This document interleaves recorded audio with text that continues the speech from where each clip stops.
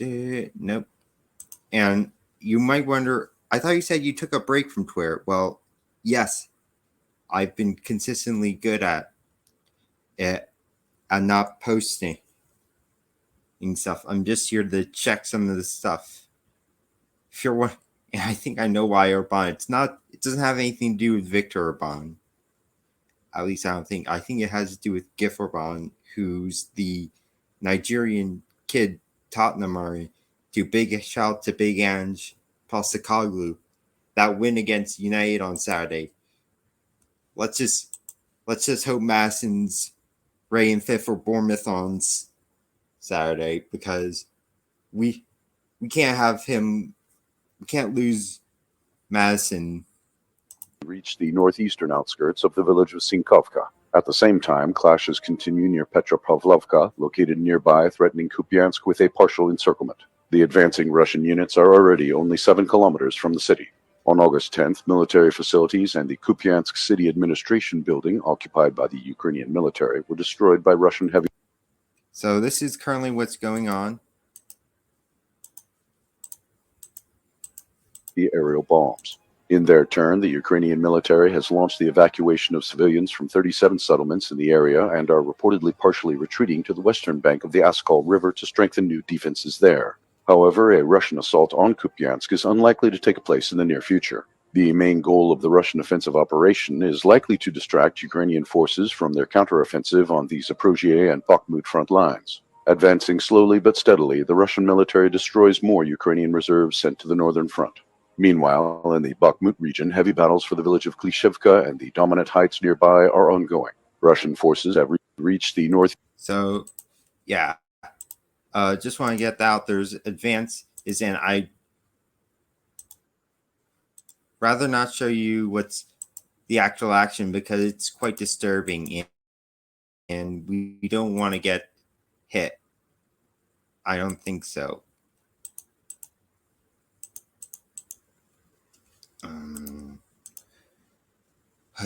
So I'm gonna play next.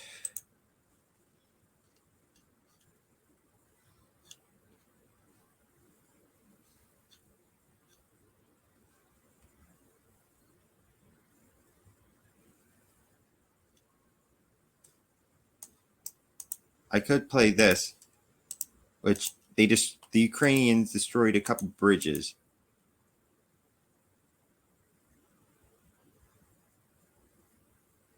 Is to prevent the Russians. However, apparently what they did was they trapped some of their own. There's what I'm hearing from both Russian and Ukrainian sources. How reliable are these? It's all up to interpretation.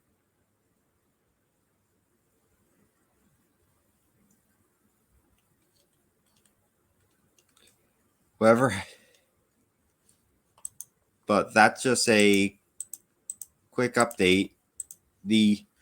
And it's all because there's the Ukrainian counteroffensive has not met its goals. It's being admitted by many Western publications and leaders right now that they thought they were going to head towards the Crimea.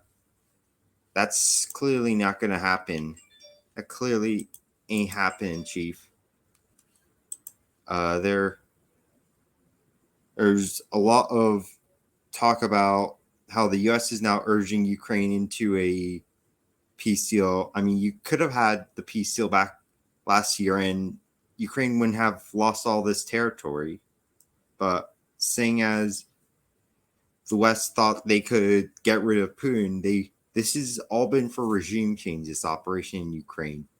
It's not about protecting democracy. It's about regime change, getting rid of an opponent in the form of Putin, who isn't perfect, but is certainly much better than what we got here. Let me check.